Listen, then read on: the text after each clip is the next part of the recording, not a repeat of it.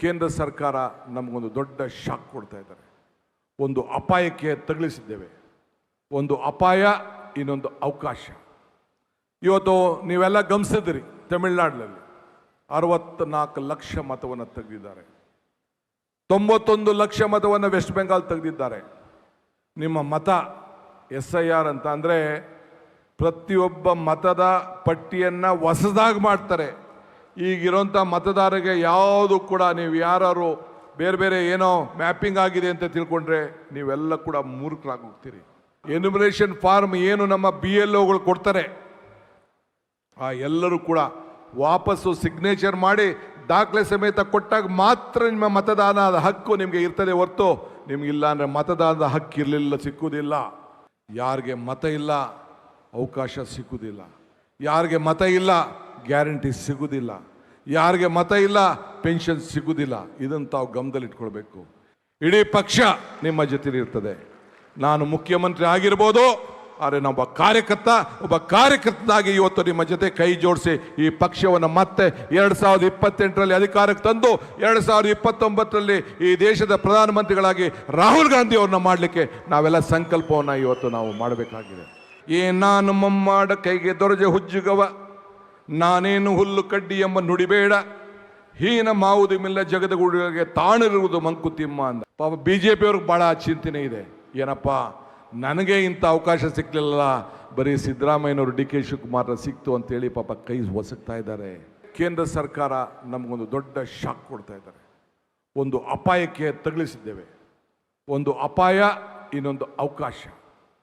ಇವತ್ತು ನೀವೆಲ್ಲ ಗಮನಿಸಿದ್ರಿ, ತಮಿಳುನಾಡಿನಲ್ಲಿ 64 ಲಕ್ಷ ಮತವನ್ನು ತೆಗೆದಿದ್ದಾರೆ.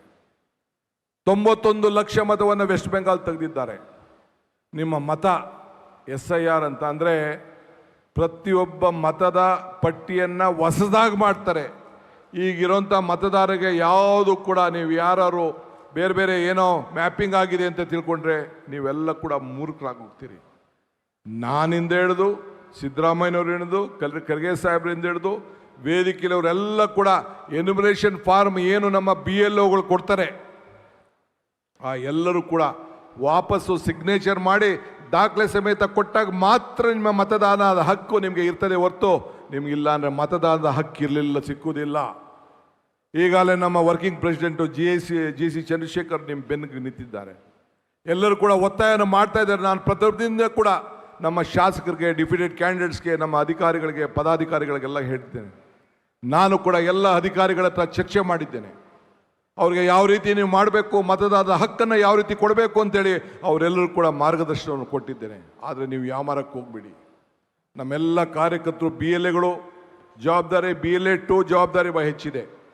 ಪ್ರತಿಯೊಬ್ಬರು ಕೂಡ ಒಂದು ಬೂತನ್ನು ಮಾಡಿ ಕಾಂಗ್ರೆಸ್ಗೆ ಒಂದು ಪ್ರತ್ಯೇಕವಾದಂಥ ಒಂದು ಜಾಗವನ್ನು, ಹೆಲ್ಪ್ ಡೆಸ್ಕನ್ನು ಕ್ರಿಯೇಟ್ ಮಾಡಿ, ಸರ್ಕಾರ ಏನು ಮಾಡ್ತದೋ ಬಿಡ್ತದೋ ಅದು ಬೇರೆ ವಿಚಾರ.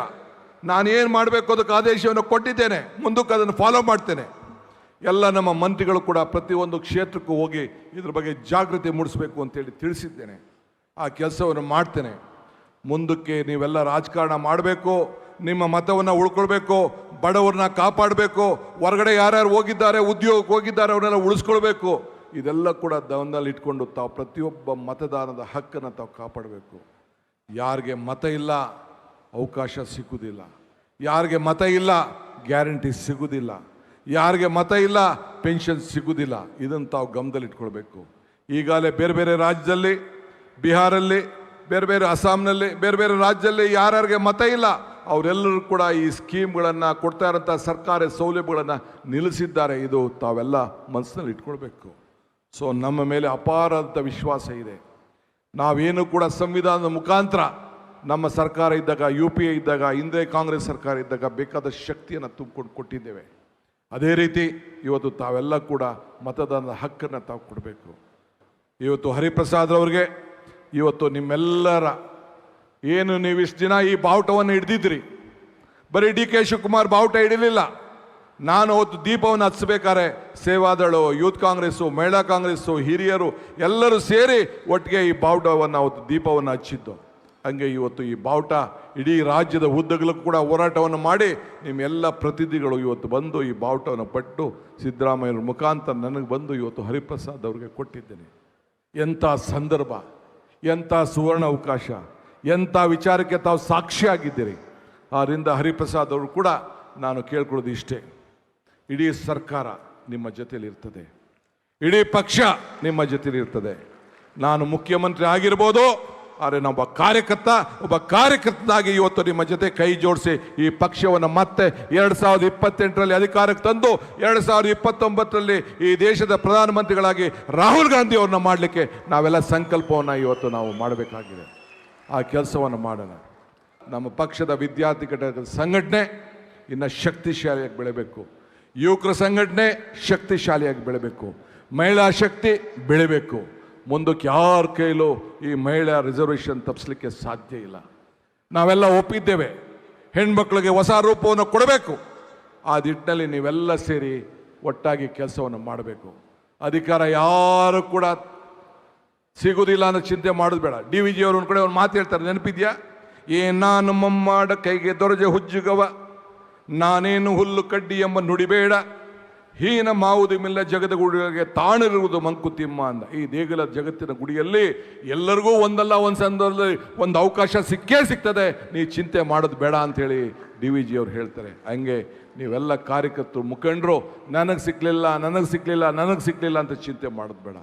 ಪಾಪ BJP ಅವ್ರಿಗೆ ಭಾಳ ಚಿಂತನೆ ಇದೆ, ಏನಪ್ಪ ನನಗೆ ಇಂಥ ಅವಕಾಶ ಸಿಕ್ಕಲಿಲ್ಲ, ಬರೀ ಸಿದ್ದರಾಮಯ್ಯನವರು DK ಶಿವಕುಮಾರ್ ಸಿಕ್ತು ಅಂತೇಳಿ ಪಾಪ ಕೈ ಒಸಕ್ತಾ ಇದ್ದಾರೆ. ಚಿಂತೆ ಮಾಡೋದು ಬೇಡ.